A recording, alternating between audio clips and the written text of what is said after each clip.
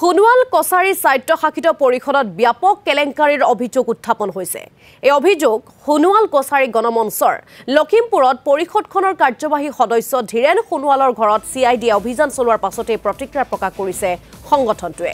পৰিষদখনৰ মুখ্য কাৰ্যবাহী সদস্য টংকেশ্বৰ সোণোৱালৰ নেতৃত্বত ব্যাপক দুৰ্নীতি চলি থকাৰ অভিযোগ উত্থাপন কৰিছে সংগঠনটোৱে।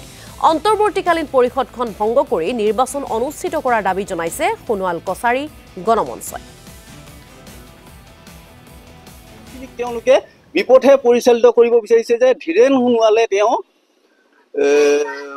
পত্ৰ লিখিছে, CID লৈ পত্ৰ লিখিছে বুলি কৈ আছে। তেওঁ যদি ভুৱা হয়, সেইখিনি সম্পত্তি সেইখিনি বস্তু যদি ভুৱাই হয়, তেওঁ কিয় মজুত ৰাখিলে তেওঁ গুদামত? এইটো প্ৰথম কথা। আজি সোণোৱাল কছাৰী ৰাইজে আজি এই কথাটোক তেওঁ ধীৰেন সোণোৱালে বিভ্ৰান্ত কৰিব নালাগে যে তেওঁ যে দুৰ্নীতিৰ সদাগৰ হয়। টংকেশ্বৰ সোণোৱাল এণ্ড কোম্পেনীয়ে যিখিনি মানুহে আজিৰ তাৰিখত সোণোৱাল কছাৰী অট'নমাছ কাউন্সিলত বহি আছে, এইখিনি মানুহ হৈছে ধুৰন্ধৰ জাতিটোক সদায় তেওঁলোকে লুণ্ঠন ৰাজ কৰি আছে। যিজন সোণোৱাল কছাৰী অট'নমাছ কাউন্সিলৰ বগিন্দি সমষ্টি কাৰ্যবাহী সদস্য ধীৰেন সোণোৱালৰ ঘৰত CIDয়ে ৰেড মাৰি 3 কোটি টকাৰ সামগ্ৰী উদ্ধাৰ কৰিবলৈ সক্ষম হৈছে। সূতা, কম্বল, চিলাই মেচিন, স্কুল বেগ এনেধৰণে কৰি 3 কোটি টকাৰ সামগ্ৰী উদ্ধাৰ কৰিবলৈ সক্ষম হৈছে।